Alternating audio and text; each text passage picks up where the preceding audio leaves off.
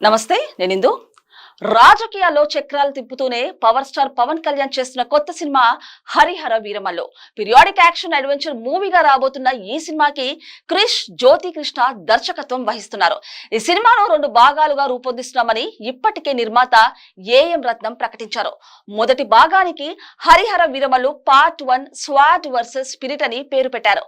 పలుసార్లు వాయిదా పడిన ఈ సినిమాకు ఎట్టకేలకు జూలై 24న రిలీజ్ చేయబోతున్నారు. ఈ నేపథ్యంలో ప్రమోషన్స్ లో వేగం పెంచిన హరిహర వీరమల టీం ఈ సినిమా ప్రీ రిలీజ్ ఈవెంట్ కోసం భారీ ప్లాన్ చేసిందట.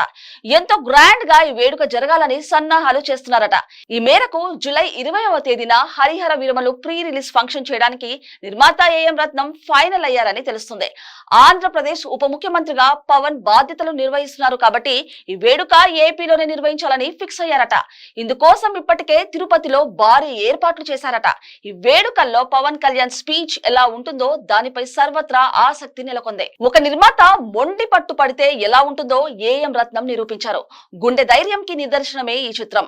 భారీ బడ్జెట్ సినిమాని నిర్మించడమే ఒక పెద్ద టాస్క్. దానికి తోడు 5 సంవత్సరాలు అనేక కారణాల చేత వాయిదా పడితే ఏ రేంజ్ వడ్డీలు పడతాయో ప్రత్యేకించి చెప్పాల్సిన అవసరం లేదు.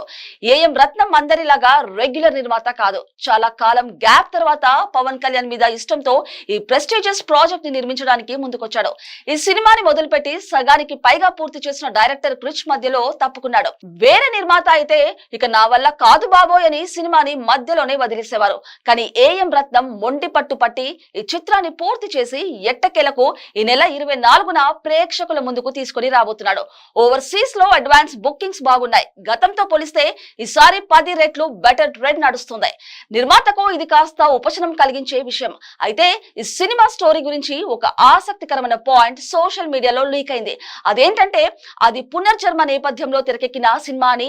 వివరాల్లోకి వెళ్తే రాష్ట్రాల్లో తీవ్రమైన వరదల ద్వారా నీళ్ళల్లో ఆకలి అరుపులతో ఒక బిడ్డ అరుపులు వినిపిస్తూ ఉంటుంది. ఆ బిడ్డని ఒక పూజారి దత్తత తీసుకొని హరి మహావిష్ణువు హరి మహాశివుడు అనుగ్రహంతో ఆ బిడ్డ పుట్టినట్టు కొన్ని సందర్భాలను సినిమాలో చూపిస్తారట.